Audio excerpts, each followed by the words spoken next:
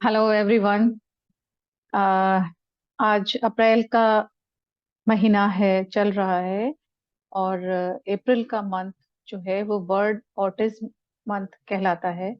और it it is a time dedicated to raising awareness in among people, और they must understand and accept the people suffering with autism.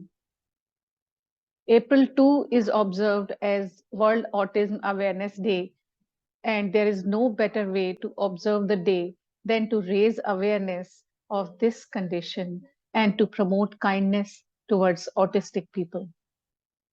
We have invited Mrs. Swati Sharma, Diploma in Autism Spectrum Disorder, B.Ed in Special Education, Mental Retardation, Master Trainer in ADHD and Learning Disorders. She has 23 years of experience working with autistic people, and she is the founder and director of Rainbow Society for Differently Abled People. All therapies under one roof she is providing. She will enlighten us about how to cope with autism.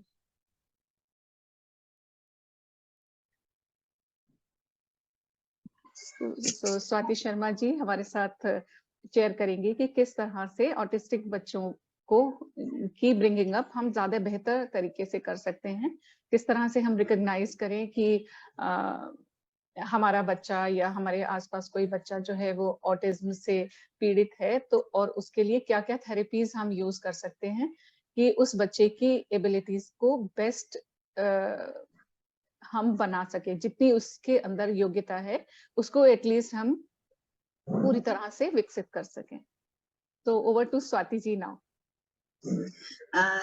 नमस्ते रजनी जी और very good afternoon to all of you. और आज का दिन बहुत ही खास है क्योंकि हम बहुत खास विषय पे आज एक चर्चा करने वाले हैं। और 2 तारीख को वर्ल्ड ऑटिज्म अवेयरनेस डे मनाया जाता है, जिसे पूरे टर्म हम ऑटिज्म स्पेक्ट्रम डिसऑर्डर के नाम से जानते हैं। जब ये हमें DSM-5 आया, जो अमेरिकन साइकियाट्रिक एक जिसके थ्रू हम सभी चीजों की टेस्टिंग करते हैं, तो उसके दौरान इसको एक पूरे टर्म के नाम से जाना गया, autism spectrum disorder.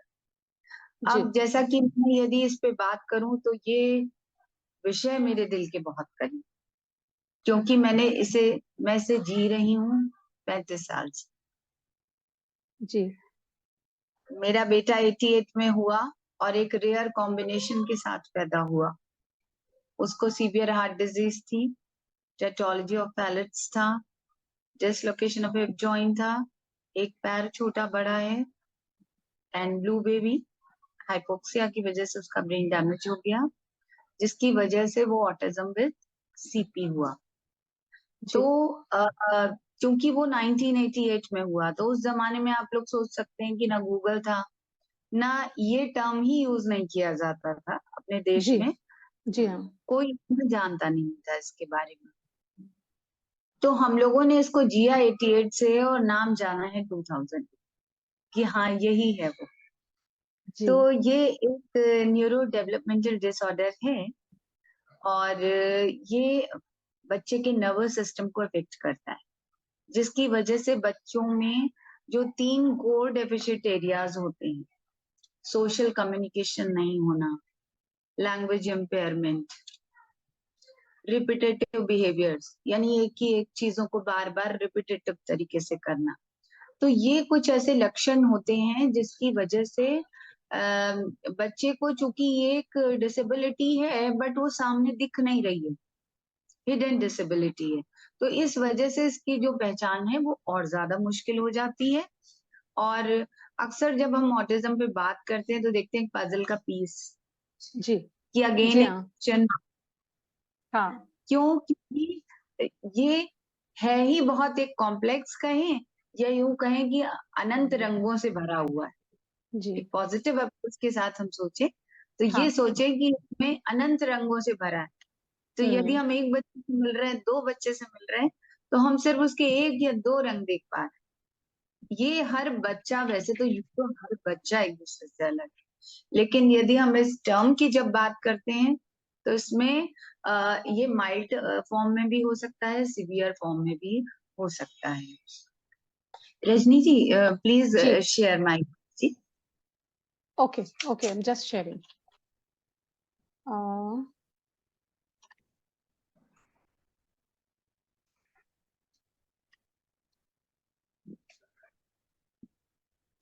just a minute.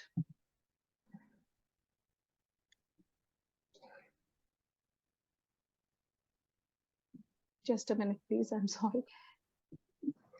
और देखिए, आज मैंने ब्लू कलर के कपड़े पहने हुए हैं, और अगर जी इस डे की बात करें तो light it up with blue एक स्लोगन आप सबने शायद सुना हो।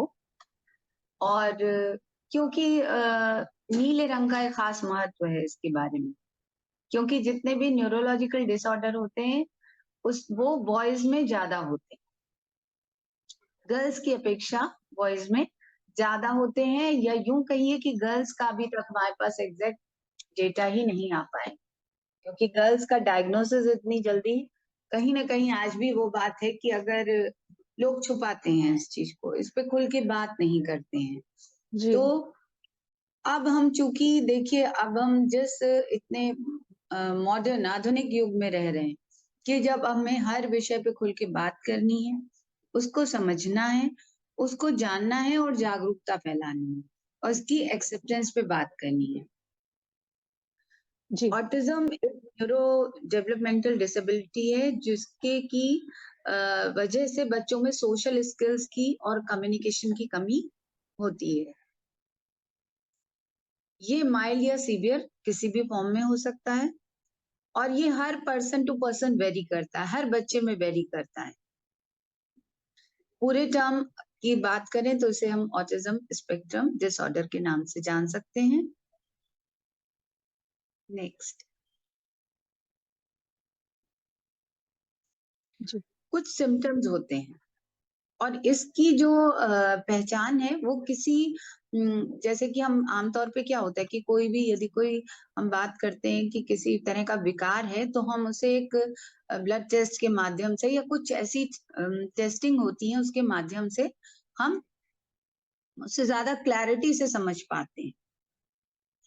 ऑटिज्म स्पेक्ट्रम डिसऑर्डर में इसको लक्षणों के माध्यम से ही इसकी पहचान हो पाती है, यानी बच्चे जी में कम्युनिकेशन स्किल्स की कमी है।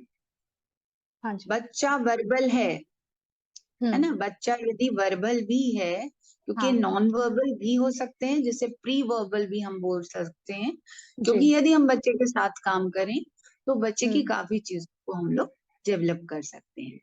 तो जी बच्चा बोल रहा है लेकिन बहुत लिमिटेड वर्ड्स हैं, हम्म या एक ही कोई फ्रेज को या कोई एक एडवर्टाइजमेंट को बार बार रिपीट कर रहा है।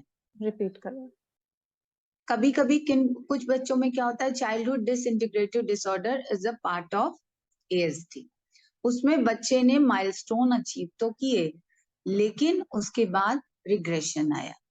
जैसे कुछ बच्चों में माइलस्टोन अचीव हो गए, इवन प्ले स्कूल में भी जाने लगे, अप टू 3 इयर्स बच्चे में लगभग 2.25 2 साल तक वो वापस रिग्रेशन आ गया। एक्सप्रेसिव बेसिक जो नीड्स होती है, यानी कि बच्चे को भूख लग रही है, प्यास लग रही है, उसको क्या तकलीफ हो रही है, कोई दर्द हो रहा है, इस तरह की जो नीड्स हैं वो बच्चा एक्सप्रेस नहीं कर पा रहा है। ओके वोकेबुलरी डेवलपमेंट है वो भी बहुत पुअर है। जी अगर बच्चों में कभी कभी क्या होता है, इक्वलेलिया भी होता है, जैसे कि बच्चे से यदि आपने पूछा कि आपका नाम क्या है, तो बच्चा भी रिपीट कर रहा है आपका नाम क्या है। ओके तो यहाँ पे ओके क्या दिक्कत है, कम्युनिकेशन की प्रॉब्लम है। हम्म वर्बल है बच्चा, बट हाँ बच्चा कम्युनिकेट नहीं कर नहीं पा कर रहा है। पा रहा है जी हाँ, क्योंकि इस जो डिसऑर्डर है इसमें बच्चे का थ्योरी ऑफ माइंड जो है वो अफेक्टेड है, यानी कि hmm think what others are thinking. हम लोग यस जो भी कम्युनिकेशन होता है हमारा बेस होता है उसी पे, है ना, जी कि हाँ थिंक व्हाट हाँ अदर्स आर थिंकिंग। हम्म अब उसके बाद आ जाती कि वैसे ही कोई क्वेश्चन पूछा तो उसका आंसर नहीं कर पा रहा बच्चा। स्पीच भी यदि बच्चे में है तो बहुत एक रोबोटिक टाइप होती है। जैसे कभी कभी होता है कि अरे ये तो बिल्कुल, इनका एक्सेंट तो बिल्कुल ऐसा ब्रिटिश जैसा है, ऐसे हाँ लगता है कि बिल्कुल उस टोन में बच्चा बात कर रहा है। हाँ, यानी कि जो नॉर्मल टोन होनी चाहिए उस तरीके से बच्चा बात नहीं बोलता। नहीं कर रहा है। आई कांटेक्ट नहीं कर रहा है। Eye contact is the basic rule of communication.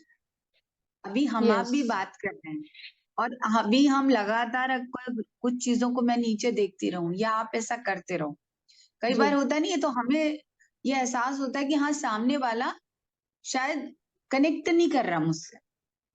हाँ तो ये चीज हम लोग भी फील करते हैं। तो जब बच्चा आई कांटेक्ट नहीं कर रहा है जी तो ये कुछ सिम्टम्स हैं कि जिसमें कि बच्चे में कुछ रिपीटेटिव बिहेवियर्स हैं। मैम प्लीज नेक्स्ट कर दीजिएगा। जी आई कांटेक्ट जो है वो लिमिटेड है, पुअर है, या इनिशियली बिल्कुल भी नहीं है। यानी सबसे पहली बात जब होती कि बच्चे को उसका नाम ले रहे हैं और बच्चा उस पे कोई रिस्पॉन्स नहीं कर रहा है। हाँ, कई बच्चे ऐसे होते हैं कि कई नाम। बच्चों में शुरू शुरू में होता है कि बच्चे को नाम हाँ, लेके बुला रहे हैं और वो अपने नाम पे रिस्पॉन्स रिस्पॉन्ड नहीं नहीं करता। करते हैं। हाँ, और जो एज अप्रोप्रिएट उसका नहीं है। हम्म क्योंकि हमारा जितना भी डेवलपमेंट होता है वो हेड टू टो डेवलपमेंट होता है। जी यानी सबसे पहले नेक होल्डिंग बच्चे की आती है, हम्म फिर बच्चा पलटना सीखता है, फिर बैठना सीखता है, देन वॉकिंग। जी और ये जो हमारे इंडियन स्केल पे इसके 82 माइलस्टोन होते हैं। यानी कि ओके टोटल कितने एफर्ट्स पे बच्चा बैठना सीखेगा, हम्म क्रॉल करना सीखेगा, फिर चलना सीखेगा। अब हम्म इस माइलस्टोन में कोई माइलस्टोन यदि बच्चे का डिलेड है, कि जी वो जो एज रेंज है, जब हम हम्म इनिशियली बच्चा पैदा होता है तो हमें पेडिट्रिशियन एक चार्ट देते हैं ना जी कि वैक्सीनेशन होगा और उसमें बाकी डेवलपमेंटल माइलस्टोन भी दिए रहते हैं जी हाँ कि इस रेंज में बच्चा नेक होल्डिंग सीखेगा, इसमें बच्चा कुछ वर्ड्स आ जाएंगे, बच्चे के बैबलिंग आ जाएगी, फिर हम्म बच्चा इस तरह, तो उसमें मोटर डेवलपमेंट भी होता है, जी साथ ही साथ बच्चे का कॉग्निटिव डेवलपमेंट भी होता है। यानी कि अगर लैंग्वेज डेवलपमेंट की हम बात करें तो वो स्टार्ट, पहला कम्युनिकेशन बच्चे का होता है क्राइम।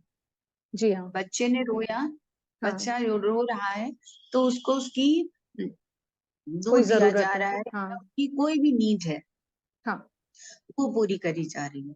देन जी बच्चे के कुछ साउंड्स आते हैं इनिशियली, ग ग ग, ये गा वाले साउंड्स। जी हाँ ये लैंग्वेज डेवलपमेंट के फाउंडेशंस हैं। हाँ देन हाँ पापा बाबा जी बैबलिंग आ जाती है, hmm then one word and two word phrases, और फिर बच्चा पूरे सेंटेंस में बोलने कम्युनिकेशन लगता करने लग जाता है। लगभग 2 साल की उम्र तक बच्चे कम्युनिकेट कर लेते हैं। है जी तो इसी तरह बच्चों की जो प्ले स्किल होती है, हम्म बेसिकली प्ले स्किल क्या है, all these are based on, pretend play is based on, होता होगा इमेजिनेटिव। ओके बच्चे जब घर घर खेल रहे होते हैं, हाँ जी ऐसा होता होगा, डॉक्टर डॉक्टर खेल रहे होते हैं, लेकिन हम्म जिन बच्चों में, जो बच्चे स्पेक्ट्रम पे आते हैं, उनके हम्म प्ले का जो तरीका होता है वो भी थोड़ा सा अलग होता है। यानी वो अच्छा बाकी बच्चों के साथ घुल मिल के खेल नहीं पा रहा है। ऐसा नहीं जी कि बच्चा खेलना नहीं चाहता, बट हाँ उसे पता नहीं है कि हाउ टू प्ले।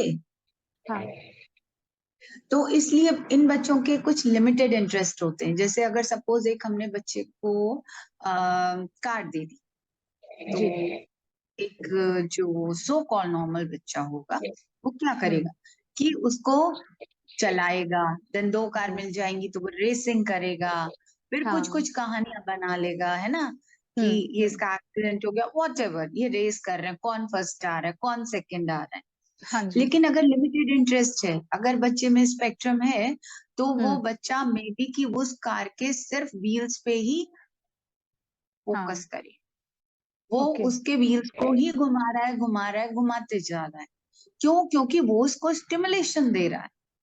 हम्म हम्म या अगर बच्चे को उसमें एक जैसे टॉयज मिल गए, एक जैसी चीजें मिल गई तो लाइन अप कर रहा है, लाइन अप हम्म करके बच्चा बहुत देर तक वो देख रहा है, तो रिपीटेटिव एक ही चीजों को कर रहा है, यानी वो वहां पे रह के उन चीजों से कनेक्टेड नहीं है। हम्म इसी तरह बच्चों में कभी कभी ये भी होता है कि कोई एक पर्टिकुलर उनको एडवर्टाइजमेंट बहुत पसंद आ जाता है और वो बार ओके बार वो बजता है तो वो तुरंत भाग के आ जाता है। अब बच्चे का अच्छा नाम बुला तो बच्चा नहीं रिस्पॉन्स कर, लेकिन जब वो एडवर्टाइजमेंट आता है तो बच्चा कहीं से भी दौड़ के आ जाता है। तो हम्म पेरेंट को क्या लगता है, नहीं ऐसा तो नहीं, बच्चे की इंटेलिजेंस तो ठीक है, बच्चे को हाँ सुनाई भी दे रहा है। हाँ देखिए ये चीज तो ये बड़े अच्छे से कर लेता, जब हम नाम बुलाते तो ये नहीं रिस्पॉन्स करता। तो इसी तरह के बहुत सारे, इसीलिए ये कॉम्प्लेक्स चीज है जिसको कि जी समझने की बहुत दिक्कत होती है।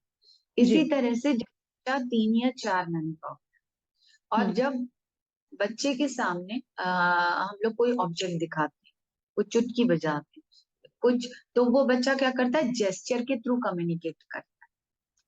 अब ओके बच्चा बोल नहीं पा होता बट हम्म रिस्पॉन्ड करता है। बच्चा हम्म देख के मुस्कुराने लग जाता है, बच्चा अपनी हम्म माँ को पहचानता है, माँ जिधर जा रही है उधर देखेगा, कोई नया हम्म व्यक्ति होगा उसके पास नहीं जाएगा। तो ये सब क्या हम्म है, कम्युनिकेशन थ्रू जेस्चर। हम्म अब हम जब केस हिस्ट्री लेते हैं तो ये सब क्या होती है, ये वो स्टेजेस होती है ना कि एक तो जब पेरेंट को, किसी भी पेरेंट, देखिए मैं खुद भी पेरेंट भी हूँ, एक प्रोफेशनल भी हूँ, और इस टर्म को, इस तकलीफ को उस तरह से भी समझ सकती हूँ कि हमेशा क्या होता है ना कि इन चीजों पे शुरू शुरू में, जैसे अगर बच्चा कभी कभी कर रहा है, कभी कभी हम्म इरेलीवेंट भी कुछ कर रहा है, तो सब नहीं नहीं वो कर लेता है या थोड़ा सीधा है हम्म ना, बहुत उसकी ज्यादा डिमांड, प्रॉब्लम को नहीं समझ पाते हैं हम वो पेरेंट्स चीज जो ना हम लोग समझ नहीं पाते। फिर यही हाँ बच्चा जब उसकी एज 2-3 साल की होती है तो वो बच्चे को फ्रेंड्स के साथ नहीं घुल मिल पा रहा, जी अनयूजुअल इमोशनल भी होते हैं, अब बिना बात के कभी रोना, कभी बिना बात के हंसना, या हाँ ब्रेकिंग हो गई टच के लिए, किसी चीज के लिए। नेक्स्ट, हम्म अब ये देख रहे हैं हम repetitive behaviours, stereotype behaviours like hand flapping, hmm head rolling, है ना, हम्म बच्चा बार बार बॉडी रॉकिंग कर रहा है, जी कुछ अरेंजिंग ऑब्जेक्ट्स इन लाइंस। अब हाँ ये हाँ बच्चे की फोटो आप देख सकते हैं, ये ऐसा चित्र है कि जो हम लोगों ने इतने साल तक, मतलब आज भी हम लोग याद करते हैं ना कि कितने साल तक ये होता था कि चप्पलों की लाइन लग रही है, लाइन लग रही है, वहां से यहाँ ठीक तक है की लगी होती है हाँ ना। हाँ तो तब नो डाउट हमें भी चूंकि इतनी जानकारी नहीं थी, I am working in since 1996, जी तो जी जब अपने स्कूल में आए तब ये समझ में आया कि ये सब हाँ बिहेवियर जो वो किस तरह हाँ से बाकियों से अलग हाँ हाँ। वो सिमिलर आइटम्स को देख के उनकी लाइन बनाने का उनको शौक होता है। है रादर वो उससे कनेक्ट कर बेसिकली पाते हैं क्या है, ये बच्चे को स्टिमुलेट कर रहे हैं, जैसे कि हम, ओके कोई पान मसाला खाने का शौकीन होता है तो हम्म मसाला खाता है तो क्या होता है, उसको स्वाद नहीं आ रहा, उसके हाँ ब्रेन को स्टिमुलेशन मिल रहा यस यस हाँ आई अंडरस्टैंड नाउ है। तो इस हम्म तरह से बच्चे को स्टिमुलेट कर रही हैं चीजें, और जी बच्चा ऐसे सेमनेस वाली एक ही इस तरह की चीजों को, यानी कि इन अप्रोप्रिएट ढंग से खिलौनों से खेलना। खेलना ओके जी, ओके नेक्स्ट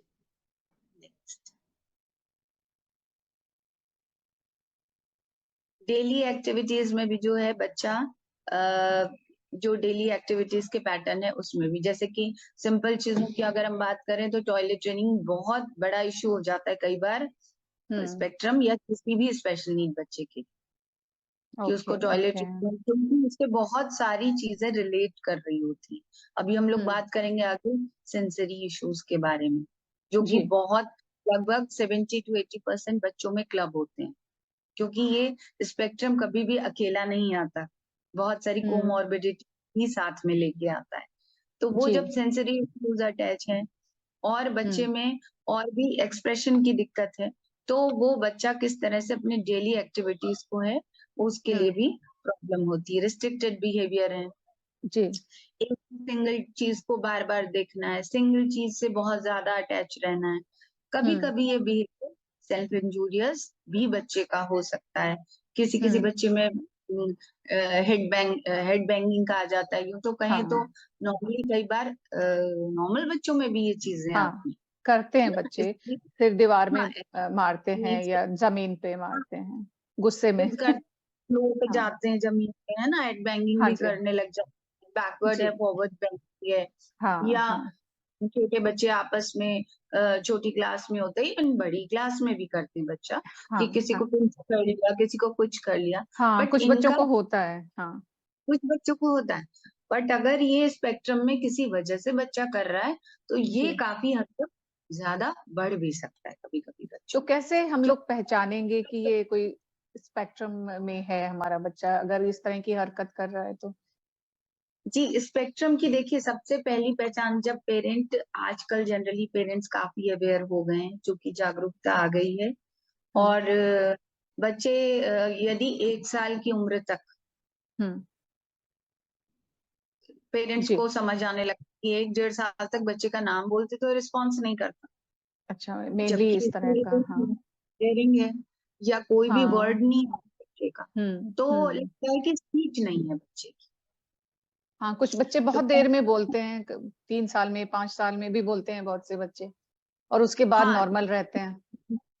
जी जी जी, बिल्कुल पहला पॉइंट यही होता है कि बच्चे की स्पीच नहीं है, समझता है।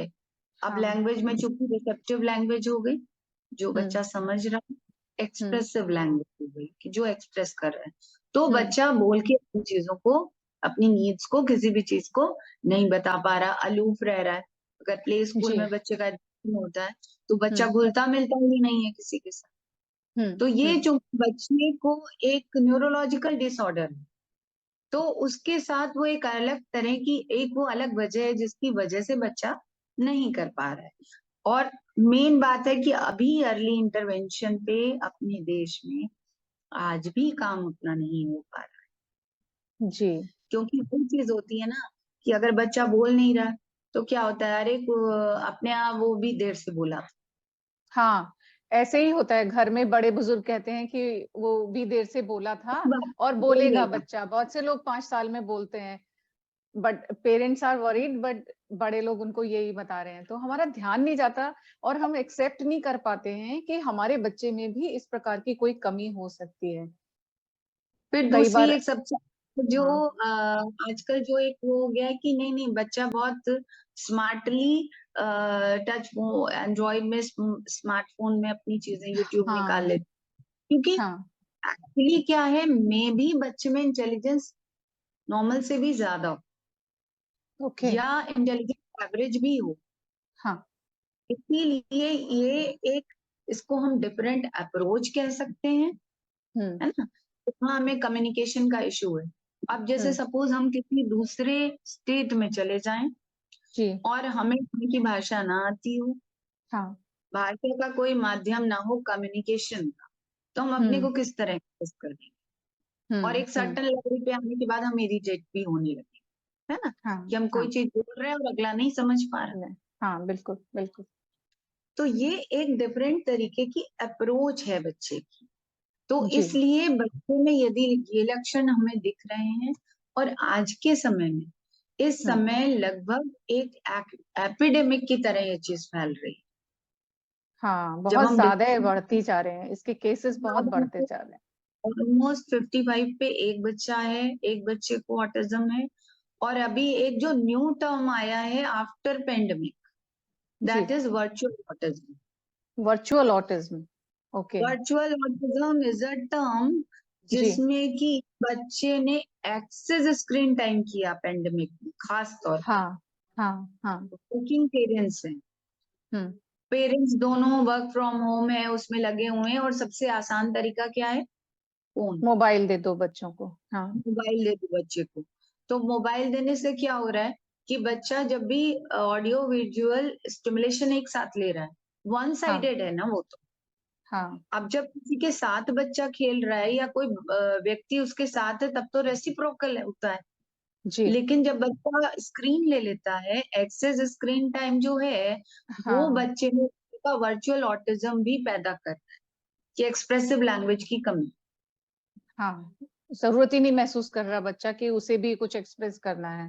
He is just taking from that. और जस्ट बहुत टेकिंग।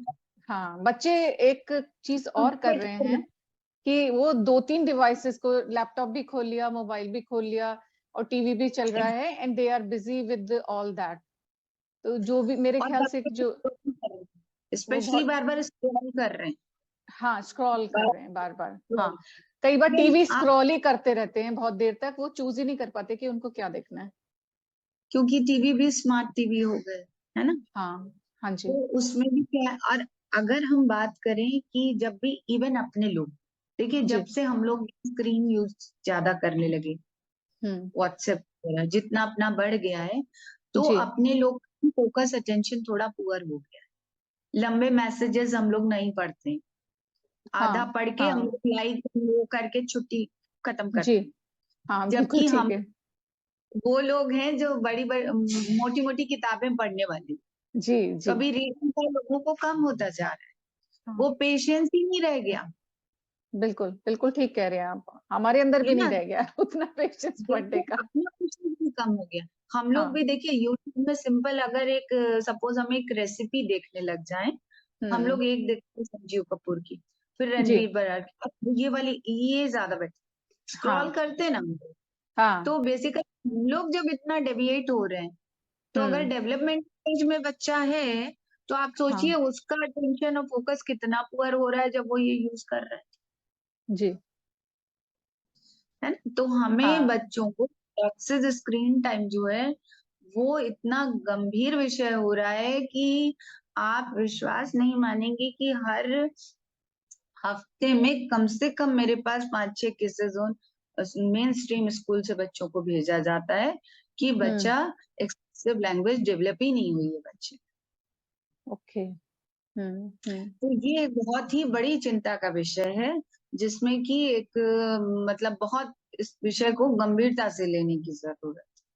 जी, तो हाँ जी, नेक्स्ट। अब हम बात करेंगे कि अपने सेंसेस की, जैसे मैंने बताया कि सेंसरी इश्यूज, एक आप लोगों ने सभी ने शायद टर्म सुना होगा कि जब भी ऑटिज्म की बात होती तो होता है इसको सेंसरी इश्यूज।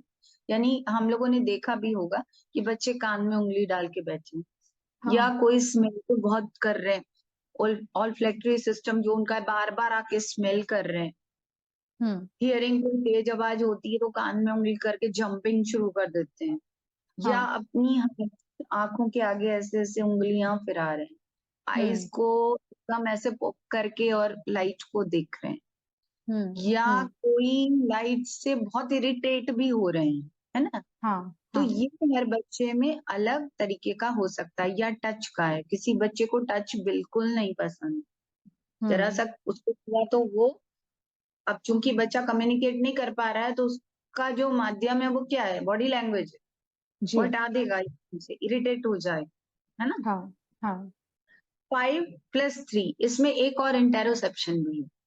देखिए 5 सेंसेस के बारे में हम सब जानते जी, हैं, है ना? हाँ, 3 जो होते हैं यानी कि वेस्टिबुलर जो कान के पीछे है, जी, वो हमारी बॉडी की बैलेंसिंग को कमांड करता है ना? ओके, हाँ जी, तो बच्चों में कई बार जंपिंग की जो है वो ऊंचे ऊंचे ऊंचे तक चढ़ जाएंगे, है ना? हुँ, टिप हुँ, पे वॉकिंग करेंगे, एकदम रॉकेट जैसी उनकी बॉडी चलेगी, है ना? ओके, तो ये जो वेस्टिबुलर सेंस है, ये हाइपो या हाइपर, ये सभी सेंसेस इन बच्चों में जब क्लब हो जाता है, ऑटिज्म के साथ जब क्लब हो जाता है, तो ये हुँ, हाइपो या हाइपर कोई भी हो सकता है। ओके। कोई बच्चा इतनी सी ऊंचाई में भी चढ़ने में ऐसे डर जाएगा बिल्कुल बैलेंस। हाँ, कुछ बच्चे होते हैं मेरे पास बैचलर के लिए जब लोग आते हैं कि वो बिल्कुल ज़रा-सी ऊँचे से ही डर रहा है या कुछ भी कुकर की सीटी बजती है तो कान में उँगली डाल के वो ज़मीन पे फैल जाता है, और ही कैन नॉट टॉलरेट। एकदम चिल्लाना शुरू कर, है ना? हाँ, तो हाँ, इसी तरह तो कुछ बच्चे ऐसे कि ऊंचा ऊंचा ऊंचा चढ़ते चले जाएंगे, वो हाँ, पेरेंट्स बताते हैं उनको डर ही नहीं लगता, को बाउंड्रीज पे भी चढ़ जाए।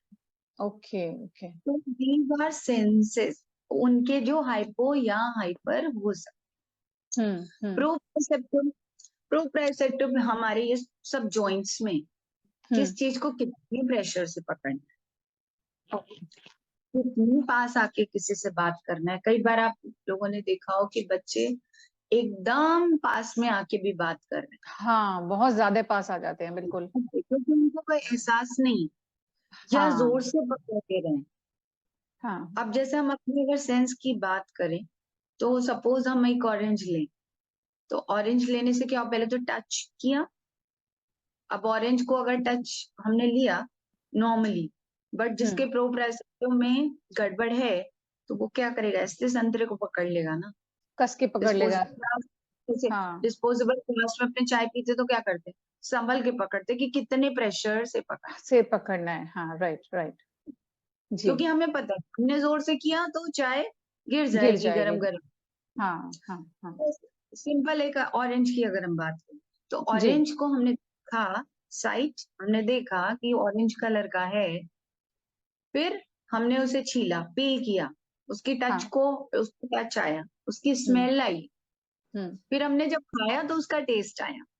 हम्म, तो हमारी सारी इतनी सारी सेंसेस इन्वॉल्व हो गए एक चीज में, एक एक्टिविटी में, right, right, you are. Right. हाँ अब जी। अगर हमें कोई सेंसरी इशू है तो हमने तो यूं पकड़ लिया, अब क्या होगा, हम्म। तो पकड़ लिया, हाँ। उसकी स्मेल नहीं पसंद आई, उसकी हम्म, स्मेल इतनी तेज आ रही है कि हम्म, वो तो बर्दाश्त ही नहीं हो रही है। जिस बच्चे को अगर ऑल्फैक्टरी हाइपो या हाइपर या इतनी अच्छी लग रही है कि वो एकदम मुंह में ही घुसाई ले रहा है, उसे बिल्कुल वेट ही हम्म। नहीं कर पा रहा है। हाँ तो जी। इसी तरह एक किसी भी एक्टिविटी में हमारे सारे सेंस हैं।